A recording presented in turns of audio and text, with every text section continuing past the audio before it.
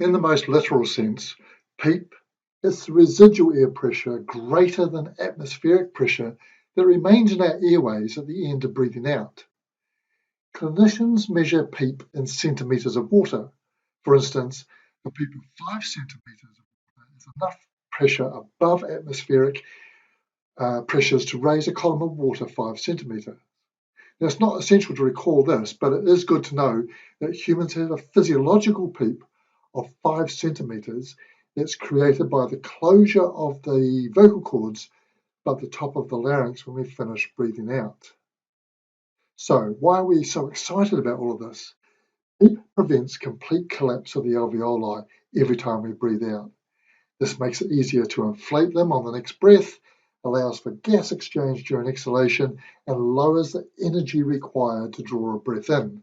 In short, PEEP is our friend.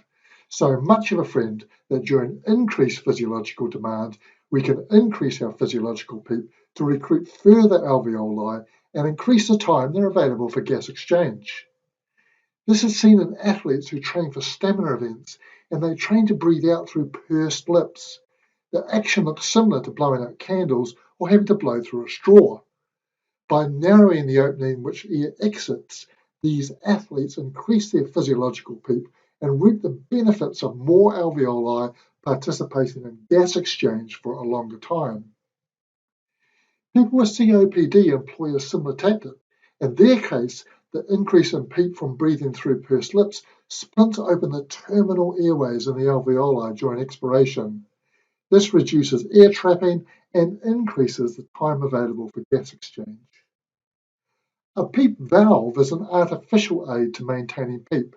It's a spring-loaded valve attached to the exhalation valve of a bag mask device. The spring opposes the patient's exhalation and replaces or augments the physiological PEEP. This is of benefit to unconscious patients whose PEEP can be diminished. Also, when paramedics are required to breathe for or assist a patient's breathing, the addition of a PEEP valve will recruit alveoli and increase the time that those alveoli participate in gas exchange. So for these reasons, most patients will benefit from the addition of a PEEP valve. The PEEP valve is equally beneficial if the patient is breathing spontaneously and the bag mask is used to entrain additional oxygen.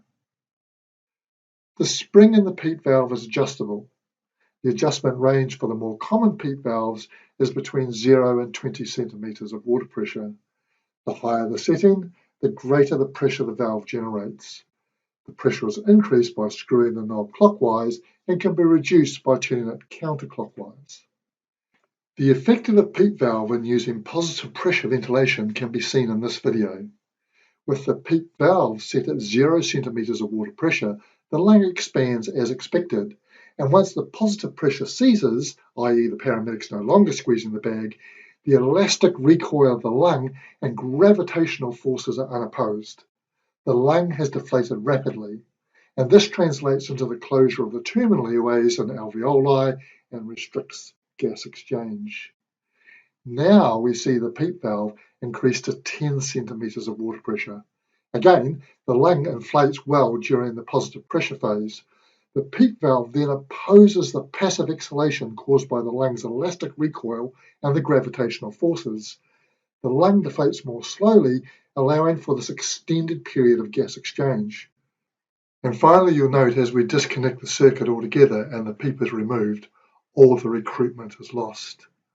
And that would have to be re-recruited if we were going to bag mask the patient again.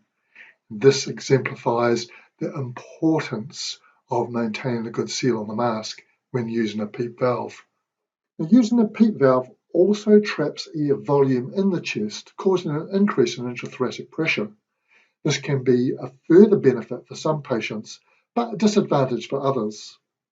One group of patients likely to benefit is those with acute cardiogenic pulmonary edema. The PEEP will increase the alveolar recruitment with the benefits discussed above. The increase in intrathoracic pressure will also oppose the formation of the edema and help drive this edema back into the pulmonary blood vessels.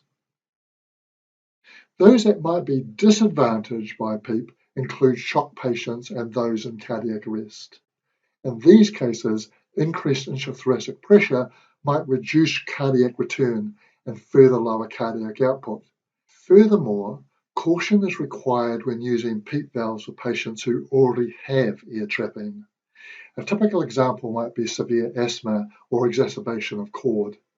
In these cases, the PEEP valve should be set at 5 centimetres of water pressure to prevent aggravating the situation.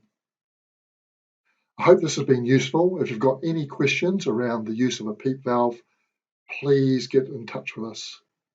Ka kite.